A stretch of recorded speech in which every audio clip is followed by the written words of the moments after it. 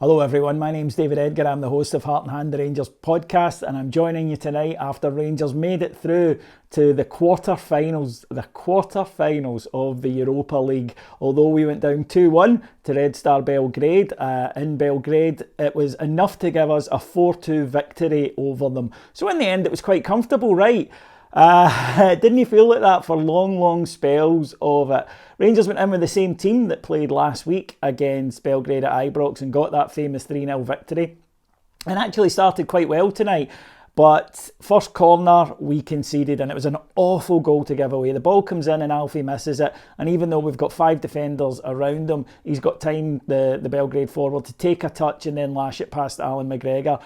We do have an issue from corners. We've lost a few goals. Ross County, Dundee United spring to mind straight away. I think there was one at Parkhead as well. So it's something that we need to look at improving. And it was categorically the worst thing that could have happened to us, because their fans were going absolutely tonto and creating a raucous atmosphere, much as we'd done in the first leg. Credit to Rangers, because we did steady ourselves in that first half, but we would not be through tonight if it wasn't for one man in particular, and that is Alan McGregor.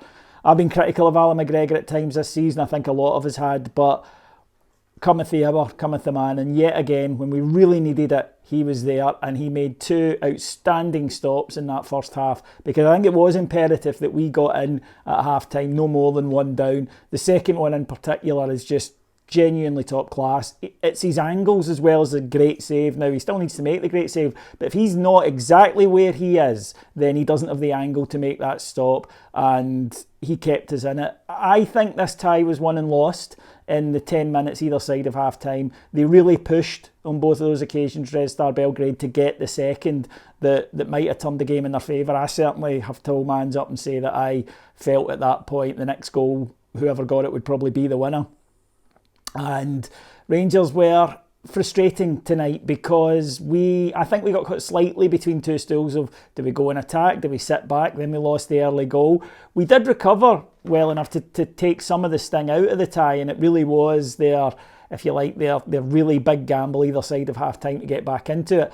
But our passing was dreadful, our decision-making was dreadful. I think our front players were as bad as they've been for a long time. Alfie had one of those nights where nothing went right for him. In the midfield, I don't think Kamara was anywhere near what he can be tonight. His passing was absolutely dreadful. The only one I felt really had a good game was John Lundstrom in midfield. I thought he was terrific, and the only reasonable challenger for Alan McGregor's man of the match.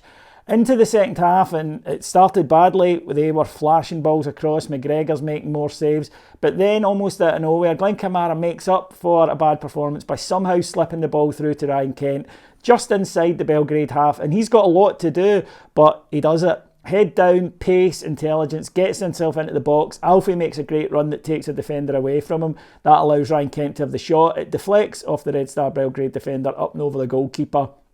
We'll take it, wee bit of luck.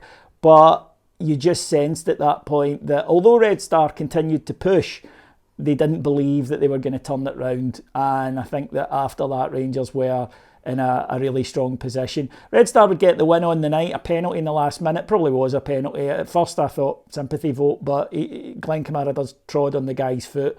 And Ben, the Belgrade player, puts it past Al McGregor for a 2-1 victory. I don't think over the 2 legs we could grudge them one win out of those 2 games, but it doesn't matter. It was about who won over the 3 hours, and that was us. Listen, I sometimes see people post after a disappointment that, well, just look where we were 10 years ago, and I think that there comes a point where we can't keep using that as an excuse, because it has been 10 years. But that also, you are allowed to sit and reflect on where we've been and where we've come to.